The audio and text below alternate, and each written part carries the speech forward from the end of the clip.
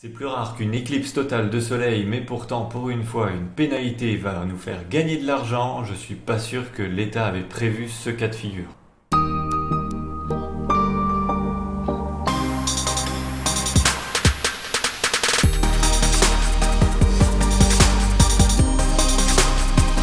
1er janvier 2023, le livret A est en passe de battre un record historique de 2008 avec un taux d'intérêt à 3,7% en passant de 2 à 3%.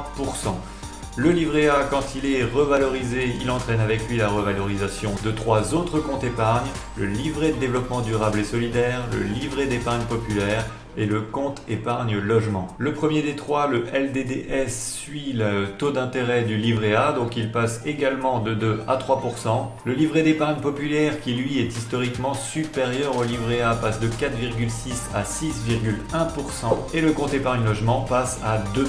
Le livret A est un compte d'épargne réglementé en France. Il est ouvert auprès d'établissements bancaires et permet à tout moment de déposer de l'argent sans frais ni imposition sur les intérêts gagnés. Le taux d'intérêt est fixé par le gouvernement français et il est révisé chaque année, voire plusieurs fois par an, exceptionnellement. Les épargnants pourront déposer au maximum 22 950 € sur leur livret. Le livret A a comme principaux avantages d'être une épargne sûre, garantie par l'État, facile à gérer et accessible sans aucune condition. Il est également fiscalement avantageux car tous les intérêts gagnés ne sont pas fiscalement imposables. Il pâtit cependant d'un plafond de dépôt assez bas, mais surtout d'un taux d'intérêt très faible inférieur à l'inflation, ce qui n'en fait qu'un outil d'épargne de précaution. Le LDDS, c'est le code vie de vos parents. Il change de nom en 2006 pour s'appeler LDD, puis est rebaptisé en 2016 pour s'appeler le livret de développement durable et solidaire. Il suit le même taux d'intérêt du livret A, ce qui lui confère les mêmes avantages et les mêmes inconvénients, avec un plafond encore plus bas, pourtant doublé en 2012 pour atteindre 12 000 €. Le seul véritable intérêt du LDDS, c'est de porter votre épargne de précaution à 34 950 € en le cumulant avec votre livret A. Le compte épargne logement et le PEL partagent le même objectif. L'épargne accumulée permet d'obtenir un prêt immobilier ou un prêt travaux à un taux spécifique. Le CEL permet de faire une demande de prêt épargne logement au bout de 18 mois de détention seulement, voire même 12 mois si le propriétaire d'un CEL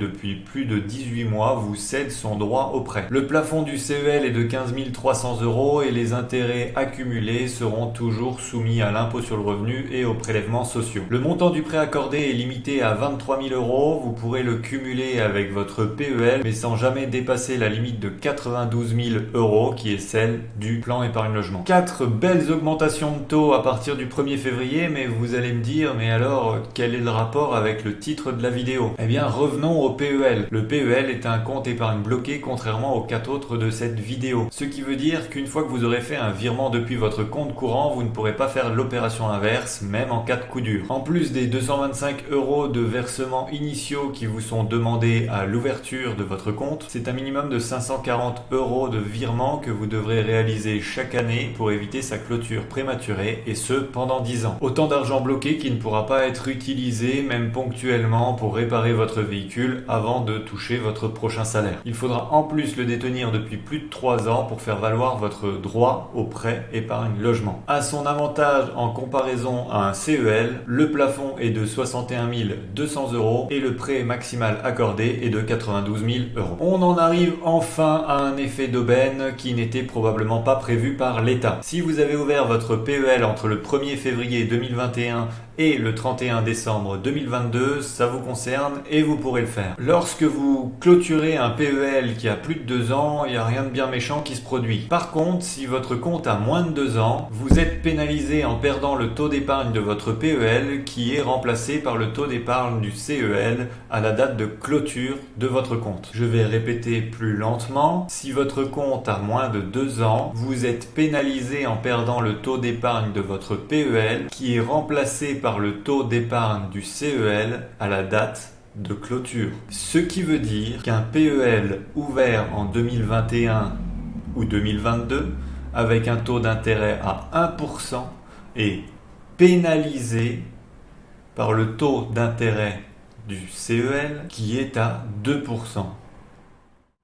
Voilà, je clôture cette vidéo sur cette phrase. Je vous laisse vous la passer en boucle pour que vous vous rendez bien compte de la situation par vous-même et je vous laisse contacter votre banquier pour faire ce qui est à faire. Sur ce, je vous dis à très bientôt pour une prochaine vidéo. N'oubliez pas de liker celle-ci, de vous abonner à la chaîne pour être au courant des prochaines publications et de commenter si elle vous a plu ou si vous avez des questions par rapport au sujet abordé. Allez, à bientôt!